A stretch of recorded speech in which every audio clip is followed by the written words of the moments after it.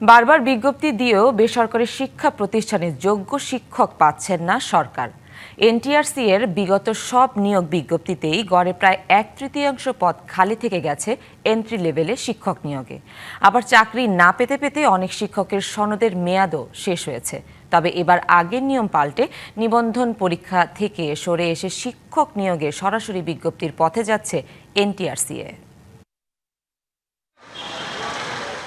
বেসরকারি শিক্ষক নিবন্ধন ও প্রত্যয়ন কর্তৃপক্ষ এনটিআরসিএ 2026 সালের 4 জানুয়ারি 67,000-এরও বেশি শূন্য পদে নিয়োগের জন্য বিজ্ঞপ্তি দেয়।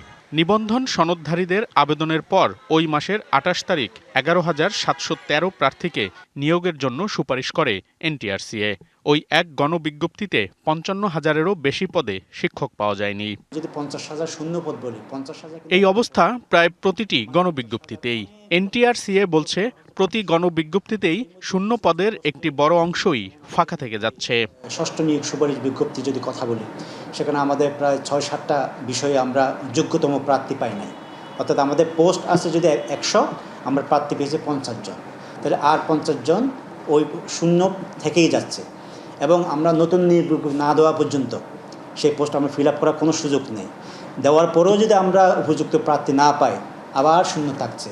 তার মানে কি, আমার উপযুক্ত প্রার্থী না পাওয়ার ফলে নির্দিষ্ট একটা পদে পরপর হয়তো 1-2টা সাইকেল আমার শূন্য থাকছে।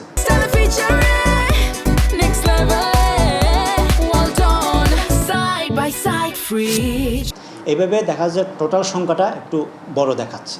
তবে এবার আর নিবন্ধনধারীদের মধ্য থেকে নয়, শিক্ষক হতে সরাসরি নিয়োগের বিজ্ঞপ্তি আসছে, যাতে নিয়োগ হবে এমসিকিউ এবং মৌখিক পরীক্ষার মাধ্যমে।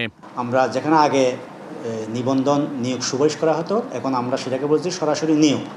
এখন আর নিবন্ধন পরীক্ষা থাকবে না, সরাসরি নিয়োগ 1:1। অর্থাৎ আমার যদি শূন্য পদ যদি একটা থাকে, আমি একজনকে চূড়ান্তভাবে নির্বাচিত করব।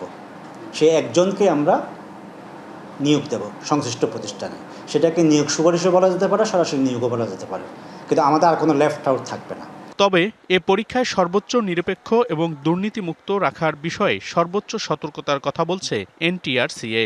আর আগের বাদ পড়া নিবন্ধনধারীদের জন্য দেয়া হতে পারে বিশেষ বিজ্ঞপ্তিও। মনিরুল সোহাগ, ডিবিসি নিউজ, ঢাকা।